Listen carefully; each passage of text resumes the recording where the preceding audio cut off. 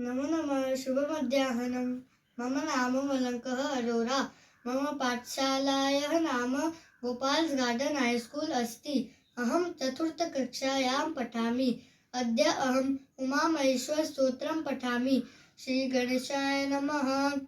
नमः शिवाभ्यां नवयौवनाभ्यां परस्पराश्लिष्टवपुर्धराभ्यां नगेन्द्रकन्या विषुकेतनाभ्यां नमो नमः शङ्करपार्वतीभ्यां नमः शिवाभ्यां सरसोत्सवाभ्यां नमस्कृताभीष्टवरप्रदाभ्यां नारायणेनाचितपादुकाभ्यां नमो नमः शङ्करपार्वतीभ्यां नमः शिवाभ्यां विश्ववाहनाभ्यां विरिञ्जिविश्वेन्द्रसुपूजिताभ्यां विभूतिपाटीरविलेपनाभ्यां नमो नमः शङ्करपार्वतीभ्यां नमः शिवाभ्यां जगदीश्वराभ्यां जगत्पतिभ्यां जयविग्रहभ्यां